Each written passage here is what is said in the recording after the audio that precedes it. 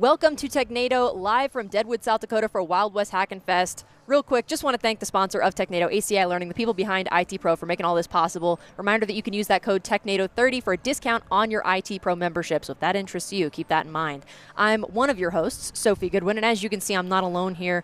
Ronnie is filling in for Don because unfortunately Don could not be here with us in Deadwood. Ronnie, how are you feeling about Wild West Hackin Fest so far? It is wonderful to be here again in Deadwood. It is a beautiful, scenic place to be and ready for this conference, ready to meet old friends again and make new ones.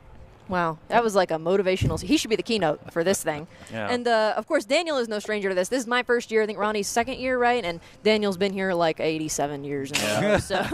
So you're, I'm sure, just as excited as you were the first year. Oh, yeah. This fest just keeps getting better and better as the years progress. Keeps growing. Cooler talks, more interesting information coming out. And I always walk away from this convention learning something, growing in my knowledge, and my I didn't even know that was a thing. That's awesome. And then you go down a rabbit hole, so it's always fun to come here. You know, I'm no Tony Robbins, but hopefully that was inspiring to somebody. Are you mocking me? Is that? No. I would never, Ever. mock you, sir. Thank you. Yes. You can tell. We're having a great day, and we've barely gotten started, and we are having a great day. It is a gorgeous day. I mean, what can you truly say about it? I mean, this is Super beautiful. pretty out, right? Yeah. I do love the Gainesville studio, but this is something. It's just a little bit of a difference in the background. Just a little. So, fun fact, it is colder in Gainesville, Florida today than it is in Deadwood, South Dakota. It's like a nice, cool 71 right now. Yeah. And I am enjoying this very much It's so. in the 40s at home. yeah. So sorry back in Gainesville, but we're having a great time. So we do have some articles picked for y'all. It is going to be just a little bit different in the scenery, but other than that, your standard Technado fare coming your way. So we'll go ahead and start with some of our tech articles. This first one comes to us from Bleeping Computer. It says, Exchange online mail delivery issues caused by anti-spam rules. So Microsoft was investigating this week, some Exchange online mail issues, server busy errors and delays, and it turns out anti-spam was to blame. I don't know if this affected y'all at all. I don't know if either of y'all are... I think Wes would say, it's a feature. It's a feature. Not a bug. Anti-spam, right? Yeah. You don't really want those emails anyway. No one uses email anymore, right? I thought it was all Teams. Quit complaining. And Slack messages. In my day, we used email. We engraved it on stone tablets. And that's the way it was. Other. And we liked it. And we yes. did. Yeah, and I didn't really experience a lot of what they're talking about. So in this sense, it is one of those things that every company fights against, right? The very fact is if you set the spam rules too high, it grabs too much information. Right. And then your IT security team has to go back and reduce that down and then find all the stuff that ended up in the spam and open that back up. It just makes for longer and longer days for the entire IT team as we have to deal with things like this. So overall, though, somehow they actually got some type of rule that actually ended up, it was something pretty hefty here, linked to IP addresses, anti-spam rules here that said several thousands, right? Confirms reports of users saying that in some cases they were seeing thousands of emails to the outbound queue of Exchange spam filter. So pretty hefty. That so means it was people weren't able. outbound messages that were being filtered? Yeah. It was like, dude. oh, you're sending spam. Yeah. Hell no. Let me just go ahead and brush that on over here into our spam folder. Yeah. Huh. And Interesting. I like how Microsoft likes to deem that what you're doing is spam. What if you're running a legit business? Okay. But I guess it's the rate, right? Mm-hmm. It It's the rate. Seeing it as. So was there? I didn't read the article. Full disclosure. He's been busy. Right. He's been I a busy have things bee. to do. Yeah. Okay. So I'm going to act. I'm going to act on your behalf. I'm going to ask the questions. Were people actually sending spam, or was there some weird mechanism that was causing a lot of outbound messaging, and that made the spam filter kick in, or what? Why was it sending it to the anti-spam? Yeah, on this one, from what it actually looks like, that it says they identified a recent service update that ended up linking something wrongly here. Okay. That then said, yes, everything that's coming from this IP address, it has that spam filter ratings that's higher than it should be. So it wasn't actually a rate problem, or even like this is actual spam problem. It is, oopsie. Yeah. We made a new configuration change to this, and now it is borked. Yeah, I And think it's causing things to go to anti-spam. Yeah, and that's the thing, is that this says it was inadvertently caused. So whoever actually did the update of that, Insider threat. It's it is. It somehow either didn't get caught or somebody said push it out, and then they caught it right after, like, oh, we pushed it out, and then it caught thousands and thousands of emails, and like, oh, we've got to fix that again. Gotcha. So somehow it really did kind of end up being a mess, but I think they're actually addressing it now too. Well, it's good to be a Microsoft user this week then. Yeah. And it's not the first. It's not the first incident Exchange Online has had this year. It sounds like it's the first of multiple outages, or the latest, I guess, of multiple outages blocking customers from accessing their mailboxes. So it's nothing new. Yeah, and if you actually had a team, like when it's just like anything else, right? You say, hey, I've sent you the spam, and they're the customer. Right. And they don't get it, and now you're worried, like, hey, this is showing that something is wrong, and you don't know what to do as an end user. Like, how do I fix that? I pushed the send button. Yeah. It should get there. As someone who's worked on help desk and workstation support, they call the help desk and go, I don't get any email. I can't get into my email. And then you go, huh. You know what? Neither can I. Well, how about them apples? So I'm going to call you back once I figure this out. And then you probably go through your standard, what the hell is wrong with this thing, playbook. Yeah. And once you exhaust that, you go, I am now contacting Microsoft. Hey, long time no talk. How you doing? Here's the thing. No, the email is working. What's up? And they go, we're going to have to call you back. Yeah. And then they don't. Then it escalates, right? Yeah. Yeah, this change was actually very major because it affected not only people that were running Exchange on premises, but also Exchange online. So whatever that rule was, right, it affected just about everyone that it could reach. Fun. Did we get affected? We use Exchange. We might have. Right? Yeah, but I don't know because I'm not actually on the support team of doing that. Ronnie's like, not my problem. Yeah, normally the way that most end users find out is, when you do contact whoever you were sending the email to, like, I didn't get the email from you that you were saying. And then 3 days later, it's like, hey, did you get that email? Yeah. I didn't get that email. I didn't get the email that asked me if I got the email. That is true sometimes. We're going to go back to the office after this. File cabinet's going to be overturned. It's going to be everything's on fire. It's going to be a disaster because of this Exchange issue. I like that you put it in quotes like it was an insider threat. Oh, it was an accident. That's a joke. I don't have no idea. This user B Gates seems to be causing a lot of trouble. Thank you for that insider information, Daniel. We appreciate that. We will be publishing that under your name. I'm totally getting a letter from a lawyer. You're going to get a cease and desist on your desk. Yeah. This is satire. Yeah. All complaints should be addressed to D. Lowry, which will be immediately forwarded to DPZ. And then it'll be blocked because it's anti-spam. We are going right to anti-spam. You see how it comes full circle. Yeah. It's blocked because it's being sent. Yeah. So you're fine. Yeah. So, obviously spam. Unfortunate series of events for Microsoft this week, but sounds like they're ongoing working on it still. Yeah. So we'll have to see what happens with that. But good luck, Microsoft. It is developing. That's what they're saying. At developing the end of the story. It's a developing story, so it's still going. Yeah. So we'll more at 6, I guess. Yes. More at 6. So we also have a couple of articles this week that are a little more hardware focused, and to be honest with you, I just thought they looked fun. So this version comes to us from Tom's Hardware, and it says Insect breaks RTX 4090 Founders Edition GPU. So they found a bug, but it was a literal bug, and I just thought that was great. And I was talking to Daniel about this earlier, and I learned an interesting piece of trivia you guys were telling me about that I did not know. Would you care to share with the class? So the term bug in the computer comes from the fact that one of the first computers, they went to turn it on and show how it works, and it didn't work. And they went, that's crazy. How about them apples? Let's take a look at this thing. Investigate. They find an actual bug in the computer, which caused it to break. And so, we're repeating the simulation, apparently. See, and here I thought that they were just calling them bugs in the code because it was a move by Big Bug Spray to try and slander the good name of bugs everywver. Yeah, you really did take that to the ultimate extreme there. What, Big Bug Spray? Yeah, just with the Big Bug Spray was the culprit. Yeah, it's like that joke, like, I don't know, paper was invented by Big Printer to sell more ink or something. I feel like paper came along well before printers showed up. All right. It's a stupid joke. I'm not going to try to explain it. It's dumb. Nor it's should dumb. you. Yeah. So there was a bug in this. Yes. There was a bug. Yeah, it was Northwest Repair, as a tech YouTuber, shared a video showcasing a fault finding and repair of an NVIDIA GeForce RTX 4090 Founders Edition Edition, which is the longest thing I've ever said in my life. And it's the cheapest GPU you can get. And is it actually? No. Yeah, you can't. That's fake news right there. I'm too gullible for that. You can't. Yeah. So after they lifted the GPU, there was a literal bug. It was a winged insect that got in between the GPU and the PCB pads during assembly, which it seems like would be difficult to do. That it would, the timing, that it would have to fly in there unless somebody was just like, well, this is going to be funny, and they just put it in there. They had it like preserved, and they stuck it in there. Well, so with one card, that makes sense.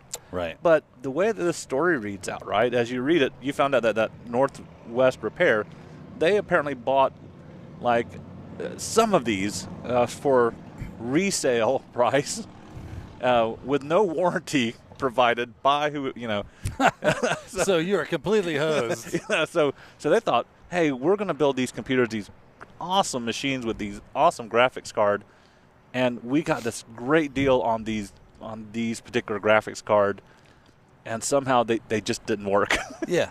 That makes me feel like they've been sitting in a warehouse somewhere for the last 4 months waiting to be sold at a cheap price, or they fell off a truck maybe. Well, you got to think that there is some initial testing, and then that box somehow got set aside. I could be wrong, so now I'm blaming a manufacturer. Maybe wherever they were storing it just happened to have this bug infestation that they were unaware of. These things crawled in there going, oh, this is a nice little spot.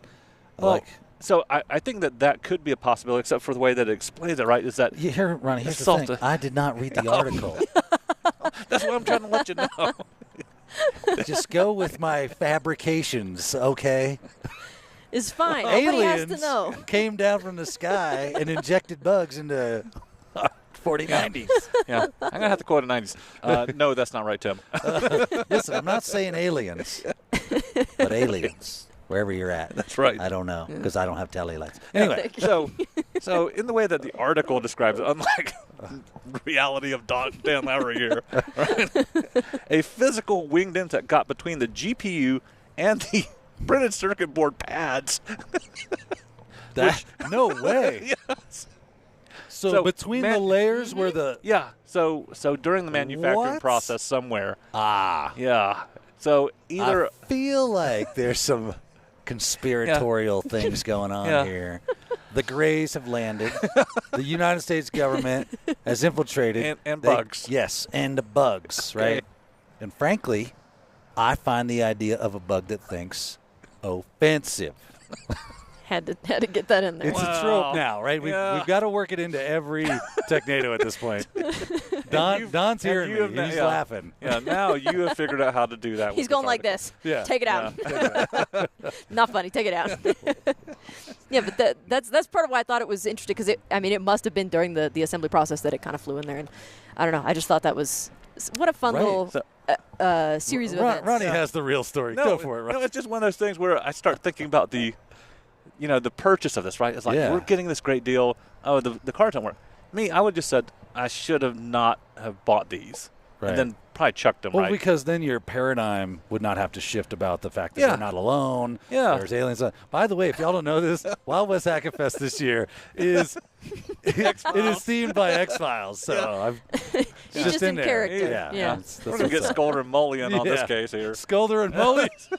You mean Mulder and Scully? Yeah, I can't remember. You could have fooled me. Yeah, so...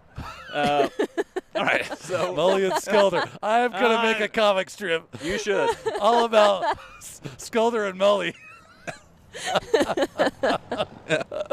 Oh man, the anti-X-Files. That's right. They're constantly trying to hide evidence of aliens. We have lost control. We have lost control of this. But I feel like it went for the best. Yeah. I think you're right. They went through all the usual steps, and none of that worked, and they finally figured out there was a bug. And by the way, are you Scolder and am I Mully, or how? And he's Skmully. Yeah. He can be Doggett. Sure, I believe you. So I'm a little behind on my X-Files lore. Yeah. This particular company, though, they went as far as like literally desoldering the thing. Mm-hmm. And that's how they found out. I'm assuming that you're like, why does this not work? Yeah. Some tech is in there going, there should be nothing wrong with this. Everything looks good. That's it. Break it down to brass tacks. What the actual hell is this? Yeah. I just thought, I think that's a step step above. beyond what you would expect somebody to do. What I would expect someone Good to employee do. right there. Yeah, that's a great employee. Yeah. Yeah. So kudos to him. Yeah, shout out to you, man. Yeah. Great No job. doubt. Oh, you know what they probably thought was there has to be a break between the pads. Yeah. Right? Okay. So they're probably That's what they figured, They're yeah. probably Crack or like something. using like a JTAG or something like that to try to communicate and tests were failing. Mhm. And it went, okay, now we need to get down to figure out why those connections aren't being made, why this information isn't passing back and forth, and delayered that PCB and went, oh, there you go. Yeah. That's your problem right there, Billy. Yeah. But once they removed the bug, they put everything back together, and guess what? All those cards work. Surprise, There you go. surprise. It's almost like getting rid of the bug in something. Getting rid of the bug. Then Weird. Then it works. go. Yeah. Indeed. And they did reach out to the family of the bug, and Yeah. they made sure that all the arrangements were made because, Yeah. he was missing for some time, Yes. and it was very tragic. But Yeah, they gave closure to that Bugs family. They did. And They did. That's the moral of the story here, Yeah. is that we go above and beyond for you, or wherever the hell you are. yeah. Well, thank you for consulting the entire audience on that one. If those of you watching are hardware junkies, if you really like these hardware articles, we've got a second one for you, which is a rarity. Also comes to us from Tom's Hardware. This one says, AMD counter-strikes itself. Pulls driver after anti-lag feature causes Counter-Strike 2 bans. So there was an anti-lag support thing that was going on, and it was meant to help. Like it wasn't intended to be a cheat or anything like that. But Valve's anti-cheat tool detected this it thought people were cheating, and so it started, I think, banning people. And so now they're having to go in and unban people, I think, individually, and they're working on a fix for this. But they counter-struck themselves is what happened. They counter-struck. I don't know. This could be a doe, I guess, maybe. Were they their own enemy that they counter-struck? They won and lost. Yeah. Yeah. Weird. They won, but at what cost? Yes. They yeah. like a victory at Thermopylae, right? It was a little overzealous of a handling. I feel, Yeah. I'm sure it didn't make any angry, users or anything like that. No. Everyone no. was just like cool with this. Yeah.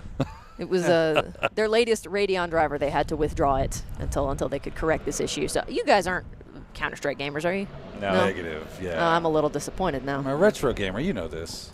That is true. Yeah, we on the plane over, he was playing Paperboy. It was quite fun to watch. I played a little CS:GO like a while ago with my brothers, and so I vaguely remember it, but I haven't played it in a long time. I'm curious if any of y'all that are watching are Counter-Strike folks, and this maybe impacted you. I'd be curious to hear what exactly happened. So- How did it? Was it just like, sorry, you're banned, you're done, or was there a warning or something, or just nope, you're I kicked think out? it's automated, right? It senses that it's some type of cheating device, Right. and then it says, okay, we think it's a cheating device, let's just ban it. And then they're like, well, no, that's our anti-lag feature. You can't do that. And now they're having to go back in and find them. But I think Sophie said it before previously, is that sometimes the comments are the most interesting thing. And so The comment section can be fun. Yeah. This guy just instead says, like, we need any more reasons not to play this terrible game. Like, like that. I don't know what bridge they burned with him, but he sounds bitter. Like, dude. He's like, why is that guy walking toward the CS:GO headquarters with a can full of diesel fuel and a pump sprayer? He's like, y'all better get the hell out of here. I'm about to mess this up. I wonder if you've got gamers now that were impacted by this that are going to go on strike from Counter-Strike. Yeah. They From playing should this game. counter with They a should- strike. They should. Yeah. They should Counter-Strike too. Counter-strike. Too legit to, yeah, Cool. I don't know. It had to end sometime. It did. It had to end sometime. Well, Yeah. sometimes you fall down the stairs and you land on your feet. This time we did Do you It ever fall happens. down the stairs and land on your feet? I've It never. absolutely happens. I have never had It's that. an analogy. If you're like a Maine Coon, maybe. But I don't, You've never seen Pee-wee's Big Adventure when he fell off his bike? I feel like I don't need to I answer meant that to do question. that. I don't need to answer that question. I feel like you already know. That's a pretty obvious answer. Yeah. I like to when I see something that's overlaps a little bit with gaming. It's nice to sometimes Yeah. bring it in for funsies. Cats away, the mice will play. So True that. Don's not here. I was like, well, we can talk about gaming a little like bit. you said, there's probably quite a few people out there that play Counter-Strike Go. It's a very popular game. What do they need to do? Have they given us any kind of like recourse? If you're banned, are you banned, and that's what's up? So yeah, basically, Valve just said if you're an AMD customer and you play Counter-Strike 2, do not enable anti-lag. Any tampering with the CS code will result in a ban. Once they ship an updated version of this. Yeah, they like an update to it. Then they can identify affected users and reverse their bans. But for now, they're just saying don't enable this because you're screwed, basically. If I'm a cheater, I'm thinking, like, how can I use this to my advantage to make them think I'm just AMD anti-lag, not cheating? Pay no attention to what's behind that door. No, it's just that AMD anti-lag thing. Go ahead and unban me. But AMD promises to fix the issue, so we're fine. Yeah. Oh, yeah. I'm reassured. Yeah, absolutely. I'll sleep well tonight. They promised. They issued a statement. That's right. And their word is their bond, Ronald. I feel much better now. Well, and of course, this is not. It's not a life or death issue. It's not like it's life or death, not life or death. Unless you are a Counter-Strike 2 gamer, in which case I'm really sorry. I was about to say, listen, we gotta there's some people hedge out our there. bets here. They take their gaming real serious. Yeah. You never know what could occur. Oh, my character. I lost the skins I bought. The depths of despair. My Robux wallet is empty. Yeah, he's rending his garments and pouring sackcloth and ash on himself. Well, I'd be curious to know, like I said, if any of y'all were affected by this, comment down below. And then also, of course, we are here in Deadwood. We're here for Wild West Hackin Fest. And if you've been here before, or if you've got a favorite con or fest that you go to, I'd be curious to know. Comment down below. Let us know. Maybe it's one we've been to before. Maybe it's one we can go to in the future. Yeah. And if it's not Wild West Hackin Fest, we can tell them why that's not right. That's true. That's true. We've got a whole segment, I think, on one of our webinars about how all the cons are really good. They all have their pros and cons, right? But I've just found, for me, this one right here, you can't beat it. Yeah, I'm just deflated now. You should be. That was rough. So you're rough. We're gonna talk to Daniel about why puns like that are not okay. So we'll go ahead and take a quick break. But yeah, and I'm gonna get pushed off this balcony back here. We're gonna take a quick break. But coming back, we've got security news, which is Daniel's favorite part, and probably a little Wait, more. What? Yeah. He didn't read the articles, by the way. This ought to be fun. We will be right back with more Technado. Don't go away. We'll be back after a short break. Tired of trying to schedule your team's time around in-person learning? Isn't it a bummer to spend thousands of dollars on travel for professional development? What if we said you can save money and time and still provide your team with the best training possible? The answer to your woes is live online training from ACI Learning. With live online training, we provide our top in-person courses in private, online, instructor-led formats. You get to provide professional development in a manner that fits today's expectations. Entertaining, convenient, and effective. Our exam-aligned courses inspire the full potential of your team. Visit virtual instructor-led training at ACI Learning for more info.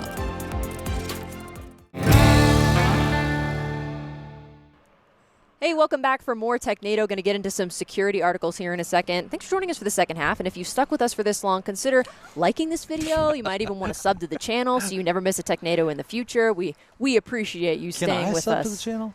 You can. Oh, if man, you I should so do choose, that. you absolutely can. Ronnie, you can as well. You have the freedoms to do that. All right. This is consider it sub then. Yes, it is your fundamental right. Do you ever watch our own show?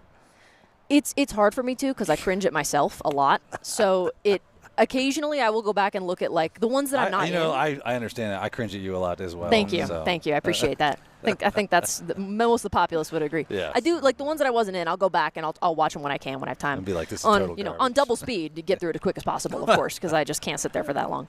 But no, not usually. I got you.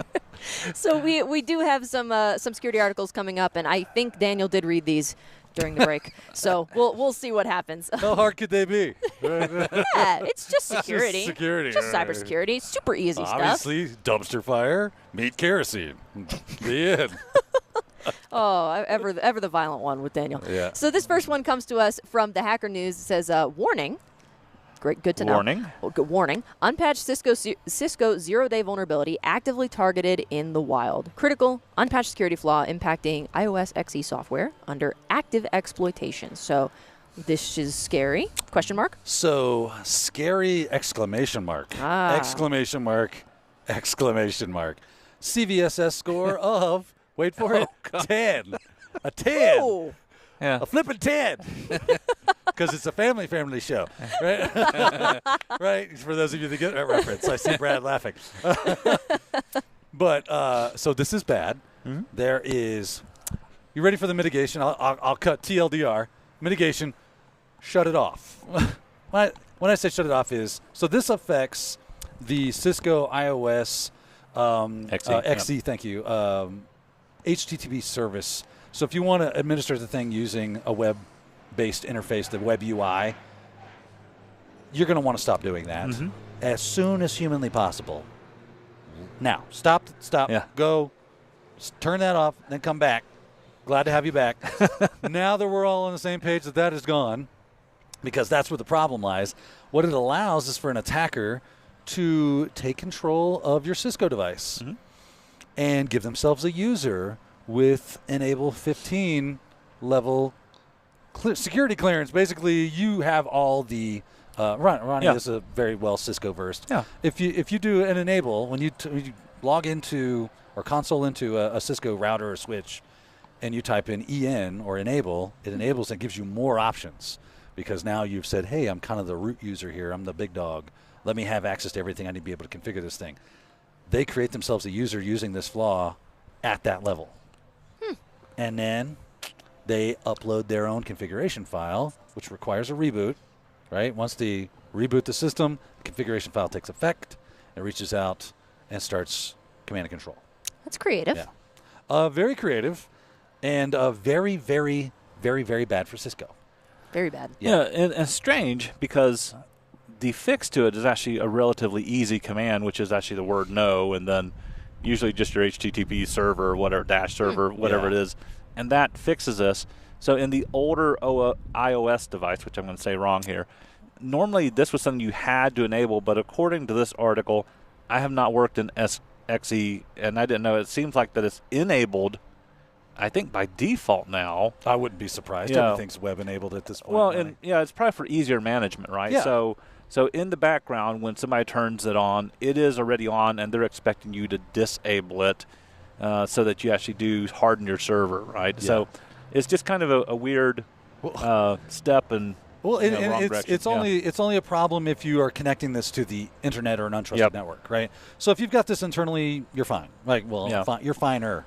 Right? You're not as borked as you would be, right? There's still a possibility someone could be in your network and find that and exploit it and use it, but at least you're not exposing it to the internet. I just want to kind of give you the highlights on the overview here. It says Cisco has identified active exploitation.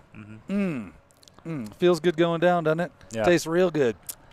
Active exploitation of a previously unknown vulnerability in the Web UI feature of Cisco iOS XE. This is under CVE 2023-20198 when exposed to the internet or untrusted networks. This affects both physical and virtual devices running the Cisco iOS XE software that also have the HTTP or HTTPS server feature enabled. So, right, like Ronnie said, you shut that off. That is the mitigation. You turn that off. There's also, I've got other articles, talosintelligence.com, which is Cisco's security branch. Yeah, their security intelligence. They did a big, major deep dive breakdown of all the, what's the word I'm looking for? My brain, all the I hear a truck or something. I wonder why. Yeah, it's weird. The IOCs, that's what I'm looking for. All the IOCs, so the indicators of compromise, right? There are a couple of users. They first started seeing it as Cisco TAC admin. They saw a user, Cisco TAC admin. They were like, weird. And then another one they saw was Cisco support. And of course, it was coming from specific IP. So all that stuff is going to be in that Talos Intelligence. So if you have Cisco devices that have this enabled and you want to go, oh no, maybe I've been breached, you can take a look in this and see if that is also there. Like I said, this is a critical vulnerability. They also have links to their PCERT advisory, which gives you steps for and recommendations for I love workarounds. There are no workarounds that address this vulnerability. Recommendations. Cisco strongly recommends that customers disable HTTP server feature on all internet-facing systems. To disable the HTTP server, they tell you how to do it. You, like Ronnie said, no IP, HTTP server, and no IP HTTP secure server, secure dash server. Get that correct. And then it gives you the following decision tree can be used to help you determine how to triage an environment and deploy protections. Are you running iOS XE? No. The system is not vulnerable. Yes. Holy crap. I mean, is IP, HTTP server, or secure server configured? If no, then the vulnerability is not exploitable. If yes, and so on and so forth. So definitely go look up those advisories. Look up the Talos Intelligence article for this. It's obviously with a CVSS score of 10.0. This is this is quite Googleable. Yeah. It's not far from you, let me tell you. But this is nightmare scenario right here, ladies and gentlemen, for Cisco. Yeah, and on this, it looks like that they were just using that as a channel, right? That the ultimate goal was for them to create those accounts that you were talking about with that privilege level. So they talk about this idea, that the back door that they found, that it doesn't survive a reboot or anything, which is fine. But they had already created the account that will survive it. Correct. Because it's been saved, and that's where the problem, So what was continues. interesting is that they were utilizing an older CVE from 2021 for helping them to put the implant in, right? Like to put that malicious software into the devices. And there is a patch for that, but that was, and what they found was, again, you do a reboot, that would go away. But they were also noticing that was getting implanted through an unknown vector as well. So there is another 0 day out there lurking, it would seem. Maybe they're using something else. They don't know what's causing it, but it's possible that there could be another 0 day at Cisco's doorstep just waiting to be exposed. So it could be interesting times for Cisco. Yeah. Wow. Okay. I did not expect everything's on fire for the first article. But Like to come out with a bang. yeah. Catch people's attention. Yeah. If everything's on fire for you, comment down below and let us know. We love to talk about that stuff.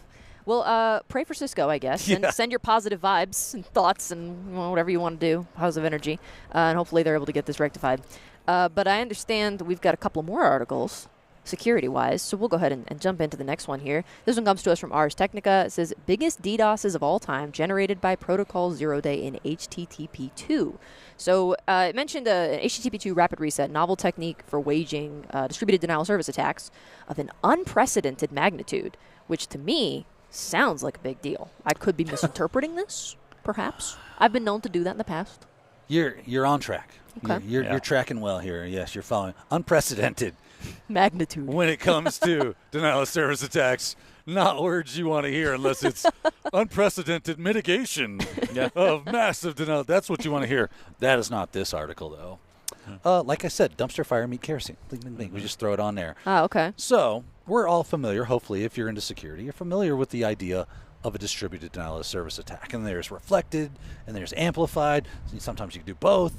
It's really fun. Not for the people that are trying to protect against it, obviously. That's kind of a pain in the rear, but there are protections for it. Rate limiting can help, and using things like WAFs if you're going at the application layer for HTTP and that kind of stuff. It's a lot of fun for you to try to put those fires out on, I'm sure, on a daily basis. But with the advent of HTTP2, we get new things, new possibilities, new horizons to explore. And somebody explored them and found that, hey, here's what's interesting. HTTP2's got a really interesting way to kind of like send a lot of data and how the connections work together. And full disclosure, I'm not fully checked out on HTTP2. This is what I read today when I was reading this. But this is why we do this, right? This is what security is about, is going, hey, this is a new thing for me. I want to get up to speed on this so that I can be more secure in my environment because maybe I'm using this. But HTTP2, what you can do is you can send a request at the very same time, send a reset of, hey, I don't want this to continue. And what will end up happening is the server will go, okay, cool. You don't want to continue with this request, that's fine. But because of shenanigans in the protocol, it'll leave that channel open, right? And then I'm free to send another request. Now, cool thing about HTTP2 is when I say send a request, I mean like 100 requests in one request. So what we're seeing here, and it's kind of back to the article here, right? So it says that HTTP2 Rapid Reset is a novel technique for waging DDoS or distributed denial of service attacks of unprecedented magnitude. It wasn't discovered until after it was already being exploited. We love getting behind the 8-ball, don't we? To deliver record-breaking DDoSes, one attacker on a customer using the Cloudflare content delivery network peaked at 201 million requests per second, almost triple the previous Cloudflare, or the record Cloudflare has seen of 71 million RPSs. I mean, whoa, right? That shows you the power of someone being able to manipulate HTTP2 versus just good old-fashioned HTTP1 and what they were able to accomplish with that. And what's really cool about this is it didn't take normally to get that 71 million RPS in the previous record, that was like millions of bots in a botnet, right? That was a massive botnet attack, most likely. I didn't read the article. Right. But with HTTP 2, they only needed 20,000 nodes to make it of this magnitude, to triple what you could do in HTTP 1 with millions. And that's because of the power of the protocol. They were able to exploit that and utilize it for even more devastating attacks with less resources. So it's a field day for them now. Now, I think that Cloudflare is kind of on the game here. Google is setting things up. All these different vendors are setting up protections against this now. So we should see that coming out shortly. But this has been an interesting thing. Yeah, I think the impact of it is where people are really worried, right? Because I was like, oh, really? But estimate at least 60% of public-facing websites and APIs are using HTTP 2. So that means that all of this, right, can affect 60% of the actual public-facing servers that are out there very quickly, very easily, with less resources, like what Daniel was describing. And that's where now you really do have that magnitude, that attack. You know what's sad is, like, they think, I've got Cloudflare, I've got a WAF, I've got this, I've got that, I've got all these protections. And most of the people I talk to, and I'm sure I'm going to have some conversations this week with some great hackers, and I'm going to ask them about testing and what they're seeing. And I'm because of this article, I'm specifically going to ask, and I typically do like to ask about what we would call stress testing, right? Denial of service prevention and detection and mitigation. How often are they? Because a lot of times when you sit down and you scope that work out for a client, you take on an engagement, you go, what do you want us to do? Here's some things we can do. And the hackers, the pen testers, the red teams, they'll push, hey, we should do stress testing. We should see how you fare against a denial of service attack. And a lot of times no, we don't have the appetite for that, right? I don't want you to touch anything that would make something go down, possibly break, blah, blah, blah, blah, right? They're so afraid that their fragile little egg will break. And I get it. I totally understand that, right? They got a bunch of money invested. This is their business. And if it goes down, they're losing money. But if you just think, in my experience, has been the prevailing wind of, well, we have a WAF, we have a CDN, we have all this stuff protecting us. We're invincible. We have load balancing and rate limiting and all this quality of service stuff. What more? We're good. Yeah, but that's like saying, I've prepared for a snowstorm. It's all my stuff. I've got parkas, I've got oil for the heaters, I've got this. It's all at Walmart. It's like, so if it actually happens, can you get your hands on that stuff? And instead of, you've never tested. It's not going to do you much good if this actually happens. You're supposed to test these things. Yeah. And you've just got to find a way to say, this is the week we're going to see if stuff breaks. And like I said, I get it. It's scary. It's your Fabergé egg, and you don't want it to break. And I think, I don't know, I like as an end user, if there was a service that I was using that was like, hey, we got to, just so you know, this week there might be some outages and some, things might be down. It's because we are working on stress testing and we're trying to make sure that we're up to, up to the task when it comes to this stuff. Yeah. I feel like as an end user, it would almost make me feel better. I'd be like, look, if things are a little slow this week, okay, I can deal with that. I'm a little reassured to know that you're taking this step. I don't know that I'd be all angry, like, well, let me take my money back on whatever money I've invested in this imaginary service. Yeah, this is just a PR thing, right? You just have to market out there to your users. We're doing this to make sure that you always have access to your stuff. Yeah. If you want to buy something, it's always there, right? We have a very small amount of downtime, and the downtime we typically have is for that very purpose of making sure that we don't have unexpected downtime. Yeah. So we give you a lot of lead time, let you know what's coming, just be ready.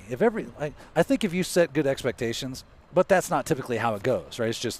It's all about bottom line. It's all about corporate. We got to make sure all this thing's working. We're making as much money as possible. Profits are king, as it were. But, it also would be a great way to test if your cloud solution is able to scale, right? Yep. As you expect it to. Because if you start getting hit by a massive DDoS, is it able to handle that if it gets past all your protections and mitigations? There's so many layers of testing that you would benefit from. So I'll be interested in hearing on are there good valid reasons for people to not do this, which I'm sure there are. What are they? And then what can we do about that? Mm-hmm. Yeah, that'd be a good thing if y'all want to comment on that. If y'all have any insight or opinions on that, we would certainly love to hear it. We Hackers do read all of them. I thought you said Packers. I was like, you don't watch football. What are you talking about? Yeah, Hackers Unite, yes. But yeah, I mean, I go through and read all the comments. I love it. I love seeing the stuff people comment. So we would love to hear from y'all on that. But yeah, okay. So thanks for that one, Daniel. Thanks for giving us the rundown. He did read that one. I did read that one, we are proud. And this next one that we've got, I believe he also read, which I'm very excited about. I know Ronnie read it because Ronnie's on top of everything all the I time. actually saw this one on the plane. Yeah. Oh, did you actually? Yeah. Wow, he was working even when it was 9 o'clock at night. He was still working. I was like, what's going on here? He is tireless. He is a force to be reckoned with. This comes to us from Bleeping Computer. And actually, you know what? I feel like this counts as a tinfoil hat. I don't know. Sure. What do you guys think? I'm going to go with it. Okay. Yeah, I was going to Cue the tinfoil hat. The moon landing was fake. Paul McCartney's been dead since 1966. It's probably over. Yeah, he probably already did it. Yeah. We can't hear it. It's it's an interesting week. But yeah, so this comes to us from Bleeping Computer. Signal says there's no evidence rumored 0-day bug is real. I have been hearing a lot about this, that there's some kind, oh my God, everybody panic. And I think I even saw John Hammond tweeted something about it and was like, this bug that there's no evidence for, everybody needs to panic and delete your Signal app and da-da-da. Yeah. So this is, how did this rumor get started? What happened? So apparently it was Twitter sphere, or X.com, I guess it is now, as all good things begin at, right? And it began with the idea that, hey, there's a real problem. And there, I think in the article, there's a screenshot. Yeah. PSA, we have seen the this was the, I'm sorry, is that the right one? Is that the original one? Yeah. We have seen the vague viral reports alleging that Signal 0-day vulnerability. After responsible investigation, we have had no. So this is Signal actually responding to it, but it was going around Signal that there was this new 0-day, and that it was, if you have the, when you put a link, and I send that to you over Signal, and it'll give you a preview. Yeah. It was saying it was exploiting those previews. 0-day, full access to your device after that. Dogs and cats living together, total anarchy kind of thing, right? So. Easy mitigation. If this were true, just go into Signal, hit your settings, go into chat, and turn off that previews function. I think it's the first option there. No more problem, right?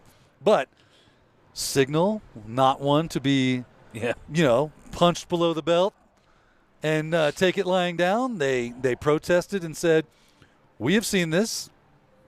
We cannot find any evidence that any of this is true. And they even said that after responsible investigation, we have no evidence to suggest this vulnerability is real, nor has any additional information been shared via our official reporting channels. They said we also checked with the people across the U.S. government. And since the copy-paste report claimed the USG as a source, those that we have spoke to have no info suggesting that this is a valid claim.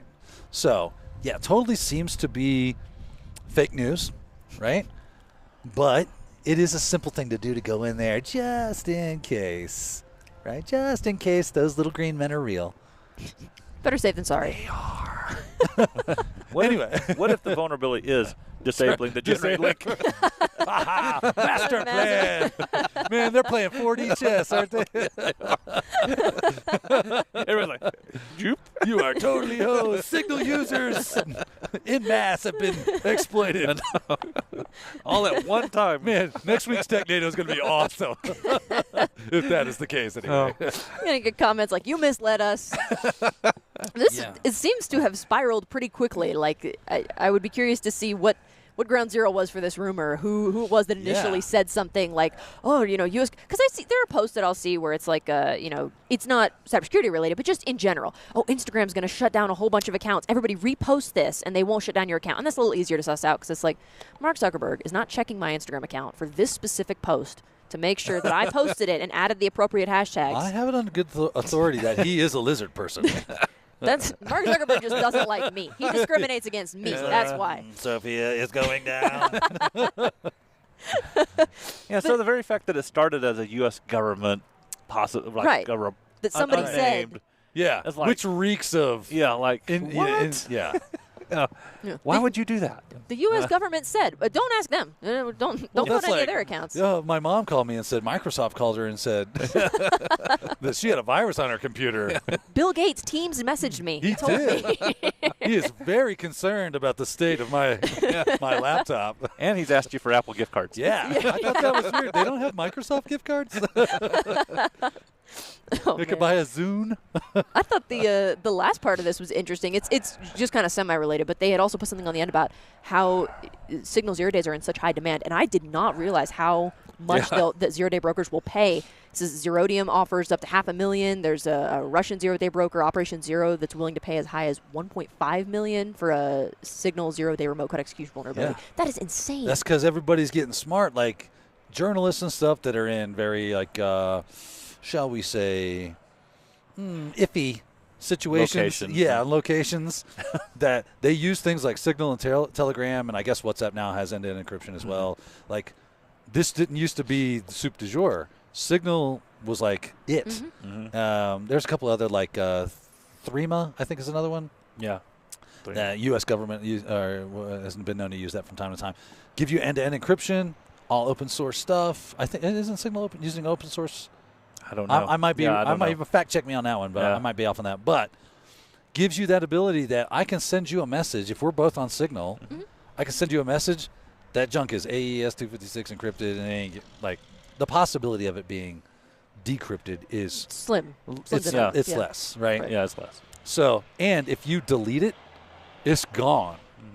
Right? And, of course, there have been things like, oh, if I get access to if you get access to my stuff, Yeah. you have access to my stuff. That's Yeah. That doesn't That's seem not- to be a valid argument.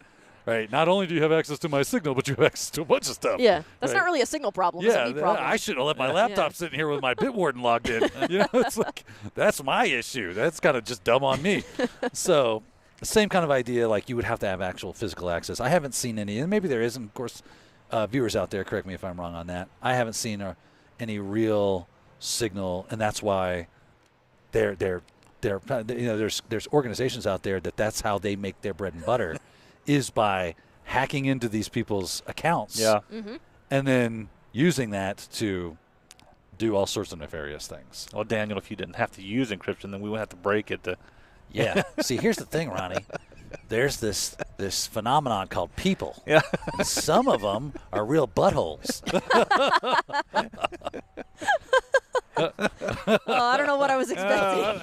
I don't think that's where I thought it was going. Yeah. They it's like, I don't know if their mama didn't love them enough or what, but man, they wake up in the morning going, how can I be a total tier 1 B-hole? I know. I'll hack somebody's Signal account. I don't know what I was expecting, but it was not that. But yeah, I don't think there's a better description for it. It's so true. It's true. thank you You're for that, hiding Daniel. your data, and that means there's something for you to hide, which means I have to break into it. Yeah. Darn right I got something to hide. So do you, so do you, so do you, so do you. I don't know what you're talking about. Here's my favorite thing. It's like, because the government or other like powerful entities having access to every minutia of your life has never gone bad. Right? That's right? Okay. Thank you for that one. Yeah. This has been That is Tinfoil never Hats. ended poorly, right? Yeah. This has been your weekly Tinfoil Hat here on Technado. I think that really just The brings government. Yeah. I think Daniel covered that one. 5G really- is giving us cancer. We talked about little green men, lizard Yeah. people. We really Yeah. covered all the Yeah. and it's X-Files theme here at Yeah. Wild West Hackin Listen. Fest. So I think Wow. you used the whole roll of. you did. foil. You went through the list. No, you forgot the moon landing. Yeah, you that's- didn't mention the man. moon landing. Yeah. So listen, the crosshairs on the lens, they can't be behind objects, right? Because they're engraved on the lens. Oh boy, thank you for that. We're gonna get some comments. Misleading the people. Once again, D. Lowry. Yeah. It's all him. We got to give him the credit where it's due. Oh, boy. Well, if you are watching this, if you've stuck with us for this long, we would love it if you tossed a like on this video. And if you're enjoying the commentary here that we are providing, you might even want to sub to the channel so you never miss a Technado. And if you do like the show, you might want to check out the rest of the ITPro channel. We've got webinars, live on social events. I think we've got a cybersecurity webinar. It's you and a special guest next week, I think. Ooh. Yeah. Daniel didn't know. Mark He was like, Zuckerberg. Daniel was like, I'm doing what? But that'll Somebody be from Signal. somebody. Exactly. They've got some questions for you about the things that you've said. said. So they'll be with us next Thursday, October 26th, I believe. So you can check that out, and that'll live on our YouTube channel, on the YouTube channel as well. I do want to thank our sponsor, ACI Learning, the people behind ITPro. And if you're listening from the Technado website, there's a big orange sponsored by button. You can click that to go to the ITPro website. And if you do want to support the podcast, that's what we do in our day jobs, is teach those courses. It's quite a lot of fun. I probably shouldn't speak for you guys. I think it's fun. I don't know. You guys can offer your see, the lips twitching. You can tell. He's not happy. It's kind of scary. Like a snarling dog. If I didn't know you, I would fear you a little. Just a healthy fear. I am a gentle lamb. Sure. I wouldn't hurt a fly. I don't know about that just one. immediately kill it. Unless it was in his GPU, then he would get rid of that immediately. Dead as hell. And I know we talked a bit about our YouTube platform, but we do have listeners on podcast platforms like Spotify, Apple Podcasts. If you haven't already, we would love if you followed us there. You can receive notifications when a new episode drops. And thank you guys so much for listening. You don't have to look at our faces, so we totally understand why you choose that medium. That's a smart move. And we do appreciate it. We got a face for radio, don't we? It's a little rough. And if you are watching from YouTube, drop a comment. Let us know what you thought about this week's tech news. And if you're here in Deadwood, hey, let us know. Come seek us out. Come find us. We'd love to say, hey, did I forget anything? I feel like maybe I forgot something. I hope not. You probably did, though. I probably did. Don's sitting there watching this, shaking his head. Where did I put those bankers boxes? This is all I've got. I just take this and leave. Yeah. You're not paying for my flight home. I'm going to have to just walk back to Florida. Well, thank you for joining us for this episode of Technado, live from Wild West Hackin Fest here in Deadwood, South Dakota. We hope you enjoyed the scenery, and we'll see you next week back in the home studio.